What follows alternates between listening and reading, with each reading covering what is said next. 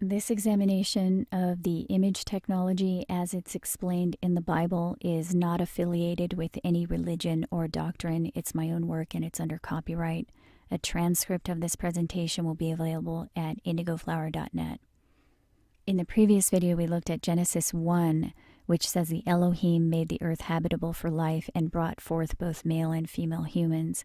And Genesis 2, which tells us next the Yahweh acquired the earth and created hybrids with a certain cell from the humans, and the hybrids married the humans. In this video, we'll look at Genesis 3, which talks about an image technology that the hybrids used to make themselves appear beautiful. And we'll also find confirmation of that in Isaiah 3 and Lamentations 2.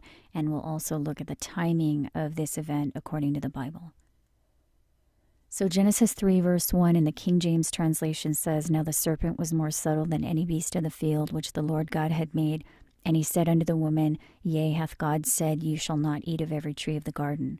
So the first Hebrew word in this verse was translated as serpent, number 5175, but it also means image. The word translated as subtle is number 6175, which also means crafty, and the definition of crafty is clever in usually a deceptive or dishonest way. And one of the synonyms of the word crafty is devious. So verse 1 says, "Now the image was more devious." Then the word translated as beast, number 2416, also means sustenance. And the word translated as field, number 7704, means territory or country. But notice it originates from an unused root meaning to spread out.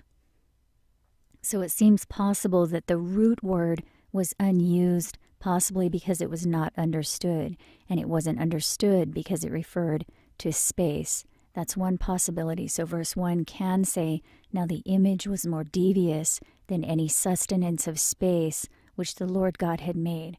That's a possible meaning, but because the word space is not actually in the Hebrew definition, we'll leave the definition territory here. So this reads, "Now the image was more devious than any sustenance of the territory which the Lord God had made." And we know the word Lord, number 3068, is the word Yahweh. And notice the word he is not actually in the Hebrew. It doesn't have a number because it's a filler word. So it's not clear yet in this verse whether the serpent or the Yahweh are speaking, but we will find out in a minute that the texts are clear that it is the Yahweh speaking here. And Genesis 11 clarifies that Yahweh is not a he but a they. In verses 6 and 7 it says, "And the Yahweh said, Let us go down."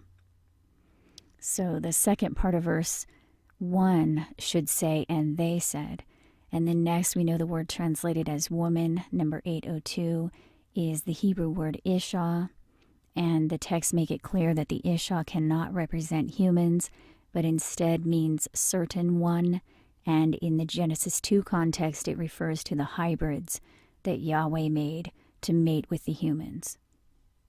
We also know the word translated as God, number 430, is Elohim, which refers to the creators of the earth, and the word Yeh, number 637, also means indeed. So an alternate translation of Genesis 3 verse 1 can say, "Now the image was more devious than any sustenance of the territory that the Yahweh God had made.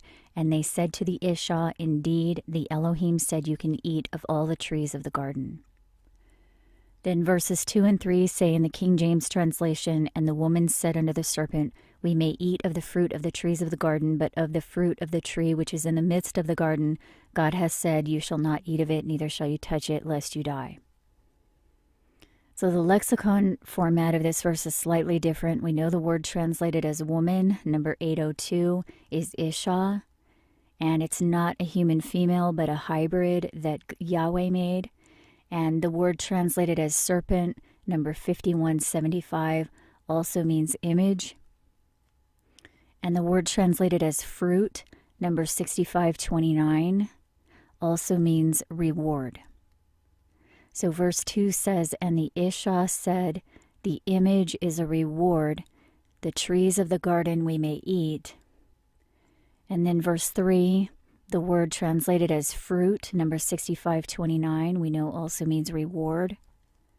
And the word translated as tree, number 6086, we know also means shaft.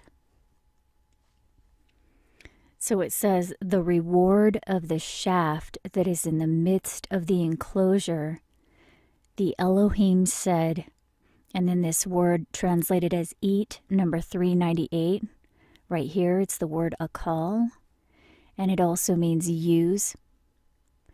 Then the word translated as touch, number 5060, also means to be stricken. And the word translated as die, number 4191, also means to perish. So it says the Elohim said, if we use it or are stricken by it, we will perish. So Genesis 3 verses 2 and 3 say, and the Isha said, the image is a reward. The trees of the garden we may eat, but of the reward of the shaft, which is in the midst of the enclosure, the Elohim said, if we use it or are stricken by it, we will perish. So notice Genesis 3 says it was the Elohim who told them not to use the shaft, not Yahweh. So in Genesis 2 it says Yahweh commanded that they do not use the shaft in the midst of the enclosure. But in Genesis 3 it says the Elohim told them they cannot use the shaft. So that would make sense if the Elohim and Yahweh referred to the same group, but the texts indicate they are not the same. So this discrepancy seems to be another confirmation of number 8 here, that Deuteronomy 32 and Jeremiah 8:8 warned that the scribes altered the text and lied, publishing the name Yahweh and giving Yahweh the credit for what the Elohim did. In this case, what chapter 3 says makes more sense, that it was the Elohim who told them not to use the shaft. That would be the creator. So it's also unclear so far whether the serpent is talking to the Isha or if the Yahweh are talking to the Isha, but this is clarified in Revelation 12 and 13. In our examination of those chapters, we were given some basic facts about the image. First, we were told explicitly that Yahweh is the beast with 7 heads and 10 horns. Second, that the Yahweh is a group. Third, the dragon gives the power to the beast Yahweh. And fourth, the dragon is the serpent. So this tells us that the serpent is giving power to the Yahweh. And we know the word serpent in the book of Revelation stems from a word that means to appear. And the word for serpent in Genesis 3 literally means image. So we're told the dragon gives power to the beast. The dragon is the serpent, and the serpent is the image. So the texts are telling us the image is giving power to the beast Yahweh. That's a clear relationship explained in the text. And Psalm 104 tells us Yahweh's clothing is light. And Revelation 13 tells us the image was created for Yahweh. And that image is specifically, Revelation 13 says, it is the outward appearance of Yahweh. So the image is the outward appearance of Yahweh that is a clothing of light that the Yahweh wear. So if the image is speaking to the Isha in Genesis 3, then it's the Yahweh speaking, because it is the Yahweh who used the image as their outward appearance. The texts are clear. The beast is the Yahweh, the dragon is the serpent that gives power to the Yahweh, and the serpent is the image. So the image is giving power to the Yahweh. The clothing of light was created for the Yahweh. It deceives. It's the clothing of the sheep that the false prophets or wolves wear.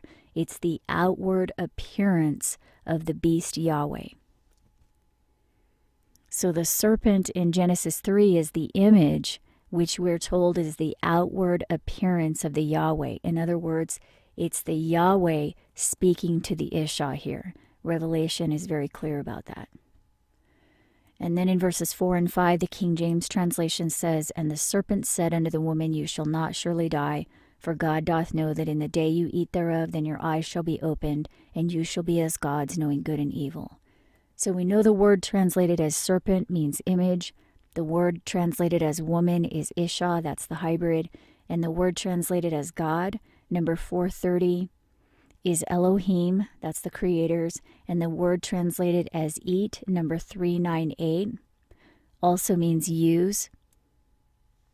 Then the word translated as eyes, number 5869, also means appearance. The word translated as opened, number 6491, means blossom. The word translated as knowing, number 3045, also means be perceived. The word translated as good, number 2896, also means beautiful.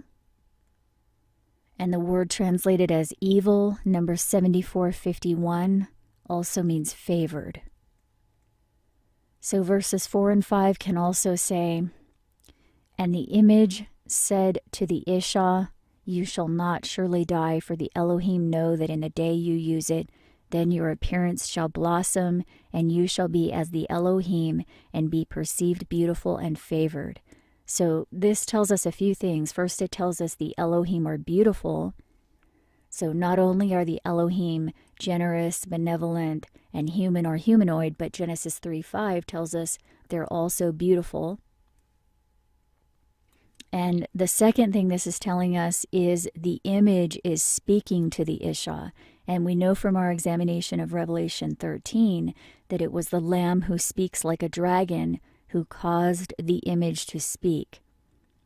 It's here in number 9. Revelation 13 tells us he made fire, transformation of light, come down from heaven in the appearance of the beast with 7 heads and 10 horns, who we're told is the Yahweh. Then he caused the image to speak. So we now know that Genesis 3 is telling us the image speaks to the Isha, telling the Isha that the shaft will make the Isha appear beautiful. And here in Revelation 13, we're told the image is light. It's the fire or transformation of light that came down from heaven in the appearance of the human countenance. We have confirmation of that again in Lamentations 2. We'll look at that later. But it's telling us here that the outward appearance of Yahweh is a human appearance. And the Lamb who speaks like a dragon caused that outward appearance to speak. Psalm 104 also confirms that Yahweh's clothing is light. The texts are very clear that it's Yahweh who uses the image and that the image is a clothing of light. We're also told the image is a deception and that the false prophets wear the clothing of the sheep. And now in Genesis 3, we're told the image is the most devious sustenance made by the Yahweh, and the shaft makes the Isha appear beautiful. Well, the word shaft is often used as a reference to a light beam. So these are all scriptural confirmations that this is truly what the image is. It's a cloak of light, a disguise for the Yahweh and the Isha. Then verse 6 says in the King James translation, "And when the woman saw that the tree was good for food, and that it was pleasant to the eyes, and a tree to be desired to make one wise, she took of the fruit thereof, and did eat, and gave also unto her husband with her, and he did eat." We know the word translated as woman, number 802, is the Isha. We know the word translated as tree, number 6086, also means shaft. And the word translated as food, number 3978, also means provision. And the word provision means the providing of or supplying of something, especially of food or other necessities. So verse 6 says, "And when the Isha saw that the shaft was a good provision," and then the word translated as it, number 1931, also means he or she. The word translated as wise, number 7919, means prosper or have success. The word translated as fruit thereof, number 6529, means reward. The word translated as eat, number 398, also means use. And the word translated as husband, number 376, also means human being or humans. So verse 6 can also say, and when the Ishah saw that the shaft was a good provision, and that he or she was pleasant to the eyes, and it was a shaft to be desired to make one have success, he or she took of the reward and did use it, and gave also to the humans with him or her, and they did use it. Then verse 7 in the King James translation says, and the eyes of them both were opened, and they knew that they were naked, and they sewed fig leaves together and made themselves aprons. So we know the word translated as eyes, number 5869, means appearance. The word translated as opened, number 6491, means blossom. And we know the word naked also means bare. So it says, and the appearance of them both blossomed, and they knew that they were bare. But the word translated as knew, number 3045, also means learned to know or distinguish. So the first part of verse 7 can say, and the appearance of them both blossomed, and they learned to distinguish who was bare. So remember at the end of Genesis chapter 2 in verses 24 and 25, it said the humans will cleave to the Ishah and they will become one flesh. And the humans and the Ishah were both bare and were not confused. Now in Genesis 3, we're told the image, the outward appearance of the Yahweh is speaking to the Ishah, telling them that the shaft in the midst of the garden will not kill them, but make them appear beautiful. And this is interesting because we were told in Genesis 2 that the Yahweh created the Ishah in order to mate with the humans. So Genesis 2 verse 23 says, the flesh of this one shall be chosen. The Ishah will marry the humans. And now that makes sense because it says they're now using a technology that makes them appear beautiful, a technology that the Yahweh gave them, but that was forbidden by the early creators. In Genesis 2, it says initially they were bare and were not confused. And in chapter 3, the meaning of bare becomes clear. We're told the Yahweh wear clothing of light. The image is their outward appearance. So anyone who is bare is one who is not using the image, not wearing the cloak of light that changes their appearance. So Genesis 3 tells us the Ishah and the humans with them started using this cloak of light, and they also learned how to distinguish between those who were wearing the cloak and those who weren't. And this cloak of light is all throughout the Bible. It's the coat of many colors that Jacob gave to Joseph. We know colors are frequencies of light, so Joseph's coat of many colors was a coat of light. And we're told in Revelation 13 that the image is a deceiving clothing of light. And in Genesis 3, we're told the shaft is what changes the Ishah's appearance, making them beautiful. So the shaft is a shaft of light. We're also told Satan transforms into an angel of light, and we know Satan is another name for the serpent, which is the image. So this clothing of light disguise is also mentioned in the first book of the prophets, the book of Isaiah. First it talks about the daughter of Zion. In Isaiah 1 it says in verses 6 through 8 that from the sole of the foot until the head there are wounds, bruises, and sores, and that the land is devoured with strangers, overrun by strangers, and the daughter of Zion is left as a besieged city, as Sodom and Gomorrah. And then it says in verses 10 and 11, hear the word of the Lord, you rulers of Sodom, to what purpose is the multitude of your sacrifices unto me? I delight not in the blood, who hath required this? Your new moons and Sabbaths, it is iniquity. Your new moons and your appointed feasts, my soul hates. Your hands are full of blood.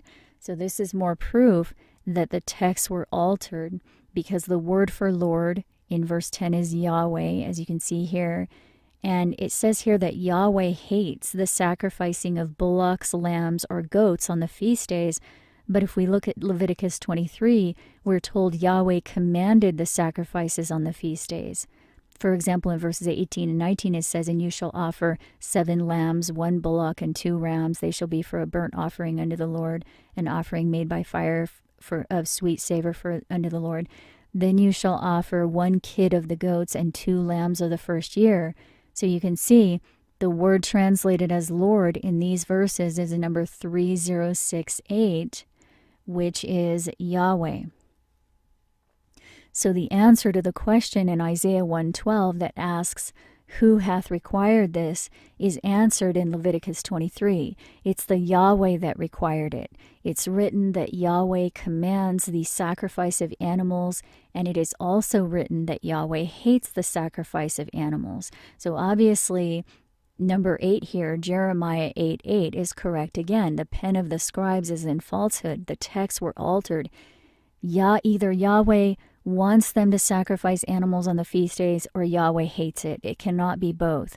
So this is another example that parts of the writings were altered, which shouldn't be surprising. They're thousands of years old, but whoever wrote the text seems to have known that the text would be changed, because the deeper message was written in code.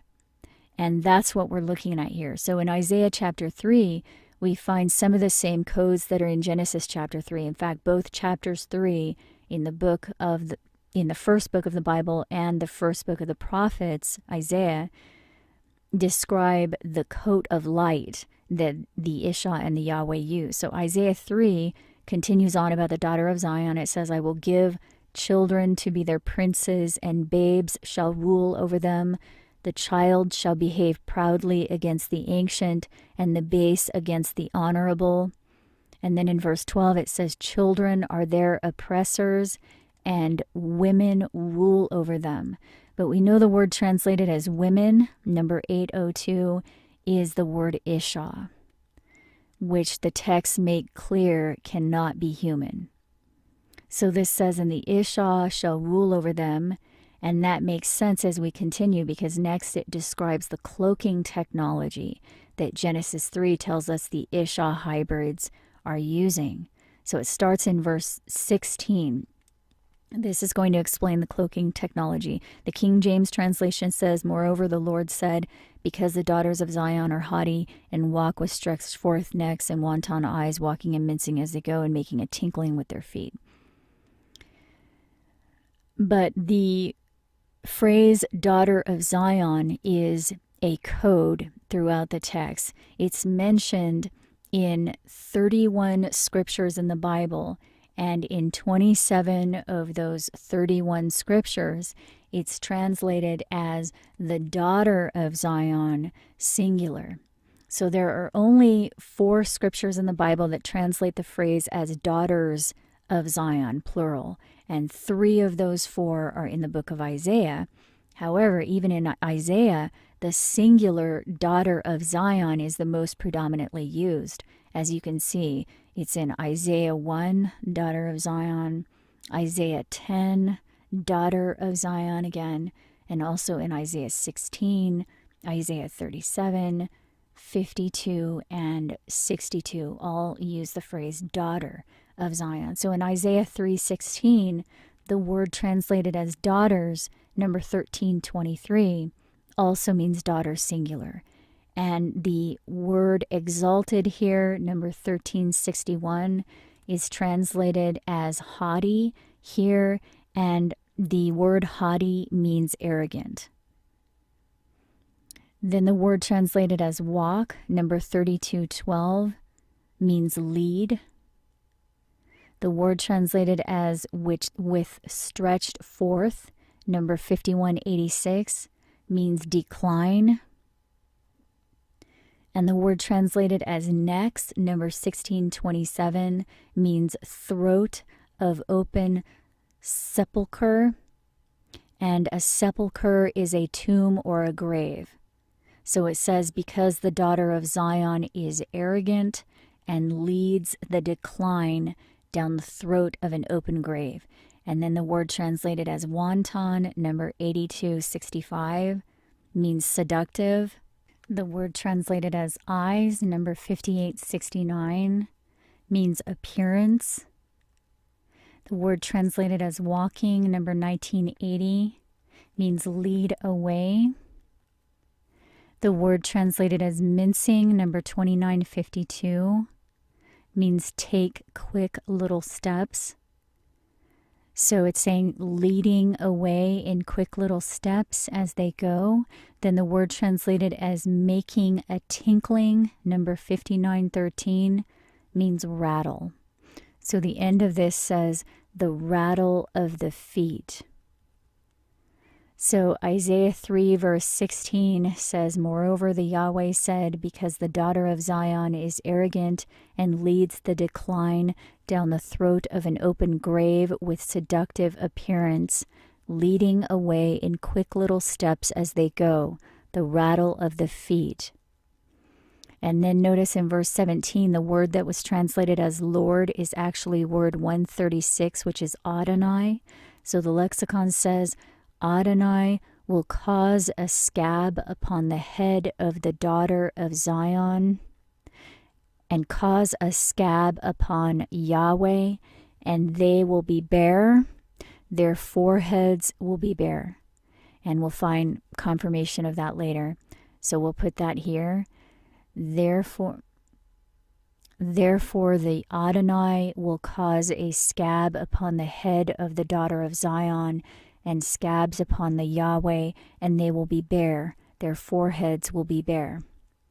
And then verse 18 in the direct lexicon says, in that day Adonai will take away either their beauty or their glory.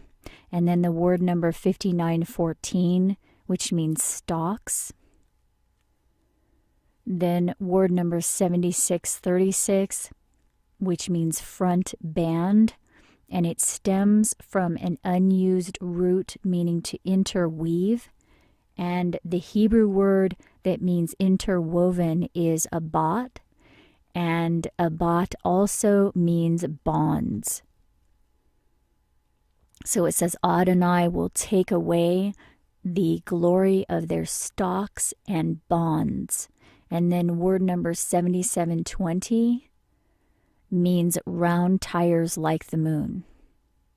So verse 18 says, in that day the Adonai will take away the glory of their stalks and bonds and their round tires like the moon. Then verse 19 says the pendants, and then the word 8285 is the word shara, and it says it is the same as the word shor, which means body. So the pendants of the body and the veil. So verse 19 says the pendants of the body and the veil. In verse 20, the word translated as bonnets, number 6287, also means beauty. Then the word translated as ornaments of the legs, number 6807, means marching, and it's the feminine of the word sa'ad, which means march, but it also means gone. So it says their beauty will be gone. Then the word translated as headbands, number 7196, also means attire. And the word translated as tablets, number 5315, also means the breathing substance. And the next word wasn't translated, but it's there in the concordance. It's number 1004, and it means human bodies. Then the word translated as earrings, number 3908, means serpent, charming, or enchantment. So verse 20 says, their beauty will be gone, the attire of the breathing substance of human bodies, the serpent, charming, enchantment. Then in verse 21, the word translated as rings, number 2885, also means signet ring.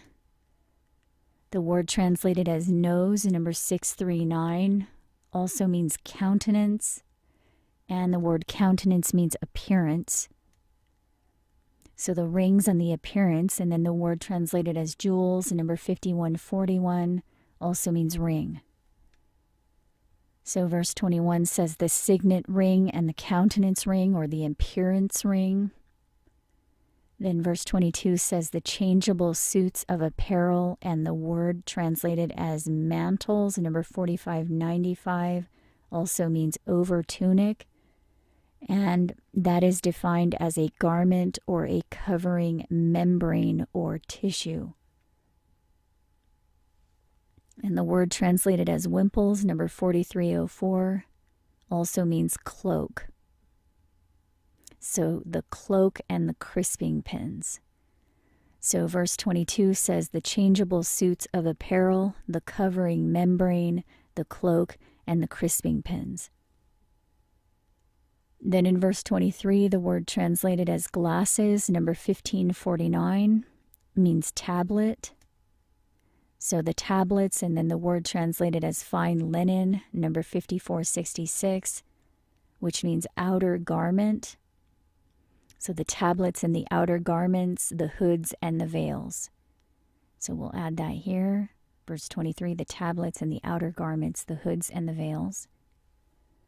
Then verse 24 says, and it shall come to pass that instead of sweet smell, there shall be stink, and instead of the word translated as girdle, number 2290, which also means apron or armor.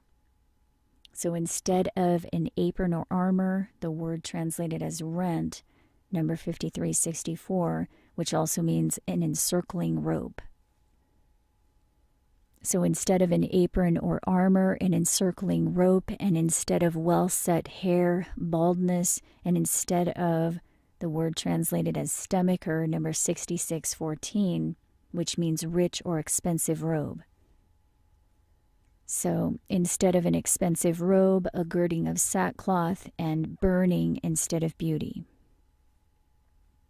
So verse 24 says, and it shall come to pass that instead of sweet smell, there shall be stink, and instead of an apron or armor, an encircling rope, and instead of well-set hair, baldness, and instead of an expensive robe, a girding of sackcloth, and burning instead of beauty.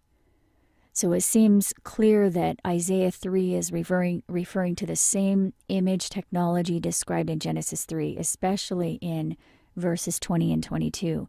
Their beauty will be gone, the attire of the breathing substance of human bodies, the serpent charming enchantment, the changeable suits of apparel, the covering membrane, the cloak.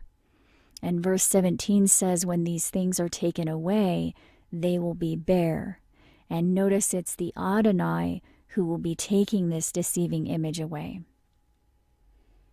So there's another reference to this in Lamentations 2. It says, the Lord covered the daughter of Zion with a cloud and cast down the beauty and slew all that were pleasant to the eye in the tabernacle of the daughter of Zion.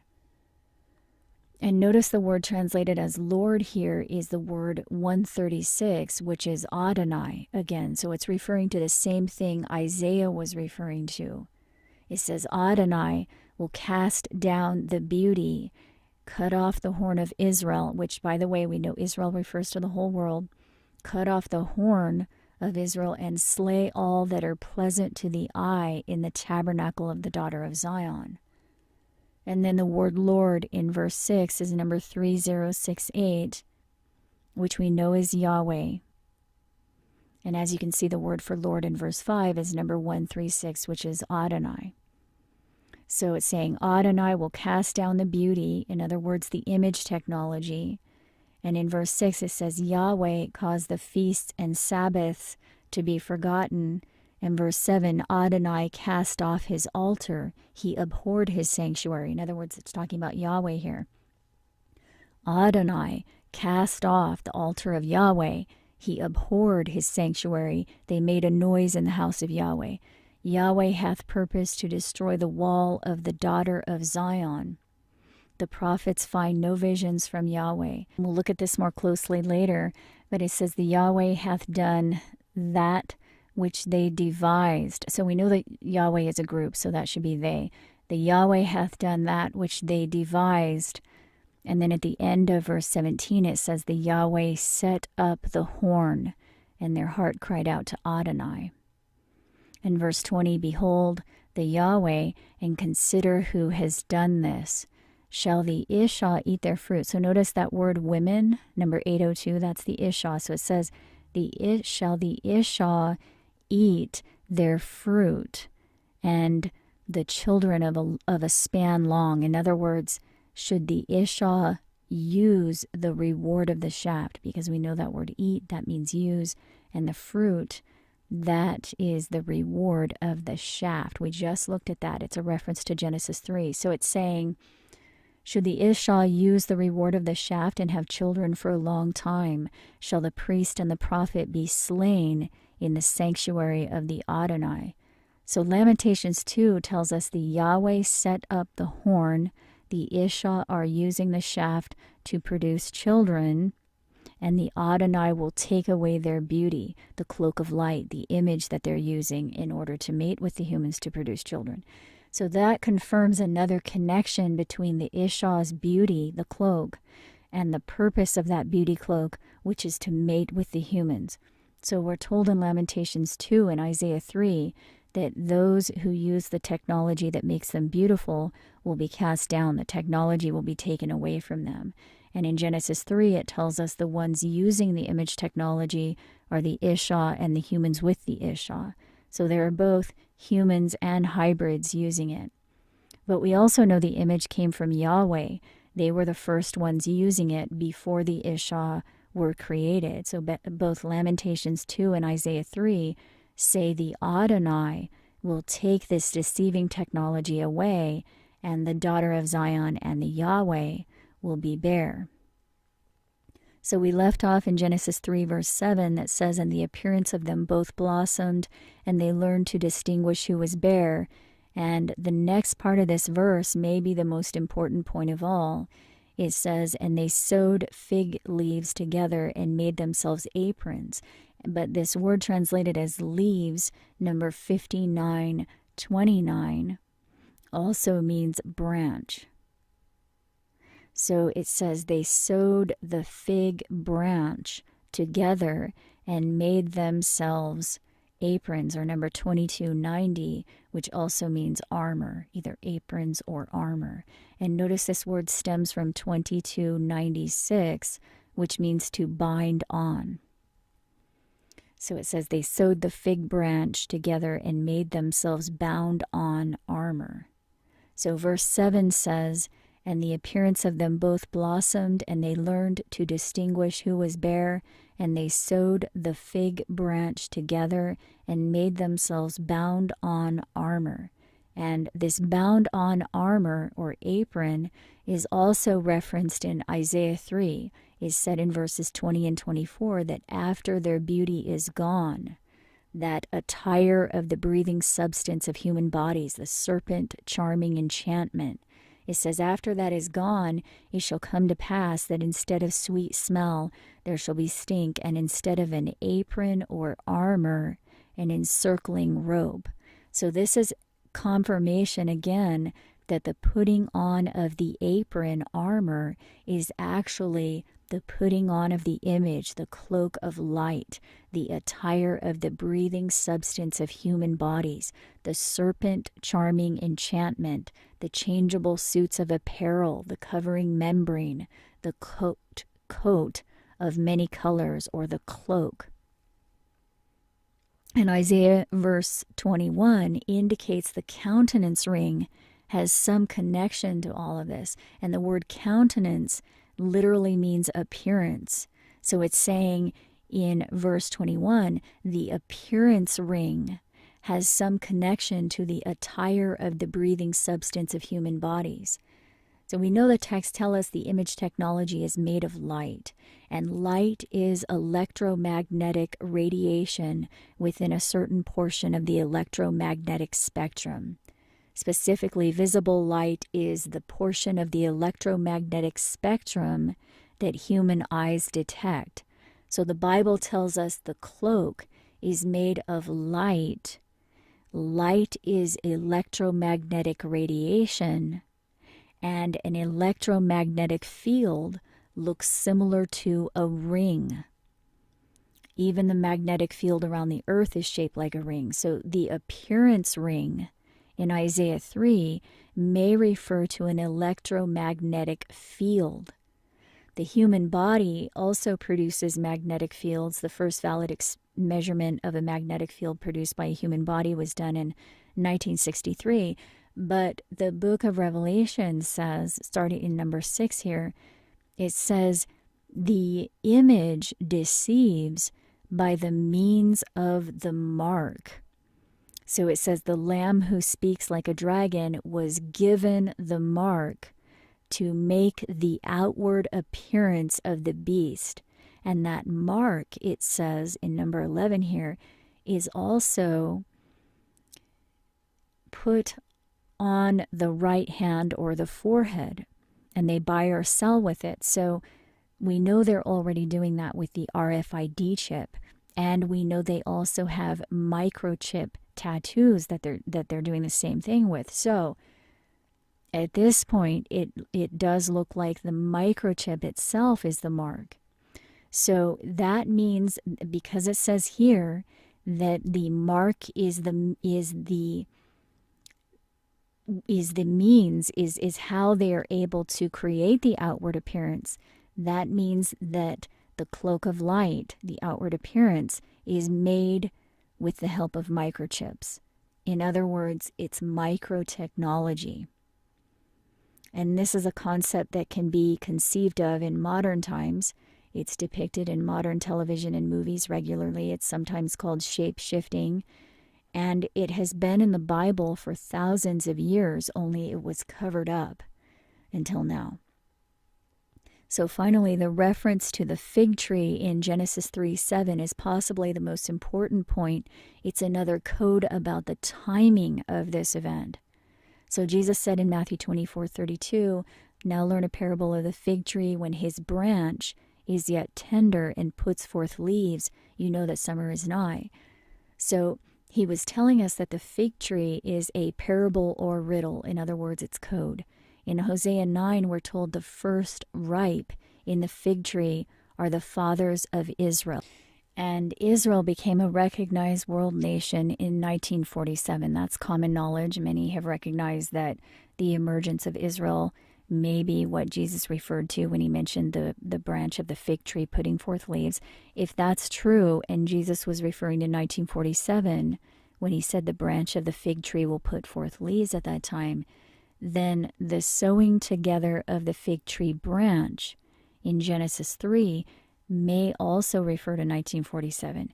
Genesis 3 tells us the fig tree branch was sewn together by the Ishah, the hybrids, and the humans with them, and that occurred in Eden, which we know is near Mesopotamia and modern-day Iraq. So we know they were created. The Ishah was created in that time. But here it's referencing 1947 when it says they sewed together the fig tree branch when they started using the shaft. Genesis 2 tells us the Ishah were hybrids created by the Yahweh in order to marry the humans. And it also tells us the marriage between the humans and the Ishah represents the bones of the feet. So in Daniel, the feet are the final part of the image when the little horn rises. We found out in a previous examination that Israel is the little horn, and it rose up in 1947.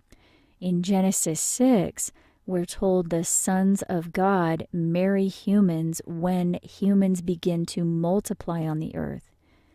Well, the human population growth went exponential between 1920 and 1960, so that's another connection to that time period. Also, the sons of God are the Nephilim, and the word Nephilim means fall out.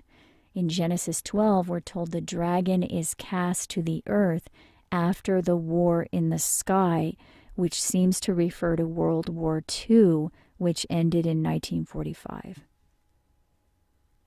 So now we have another confirmation of the timing in Isaiah 3, verse 16, the decline into the grave by the seductive appearance, that's the image technology, it says here that is the rattling of the feet, and that connects back to Daniel's timeline in Genesis 2.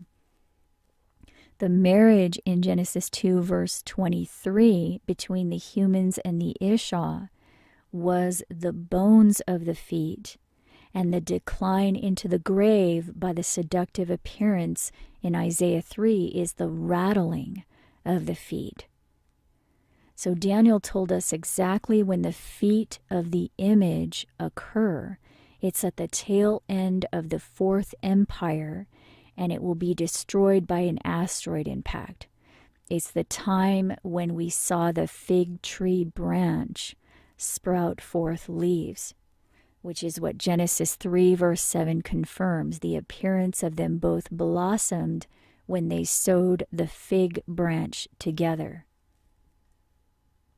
Also notice Lamentations 2 mentions the footstool in verse 1. It says, Adonai covered the daughter of Zion with a cloud and cast down the beauty and remembered not the footstool in the day of his anger. So we'll add that here. It says the footstool is the beauty.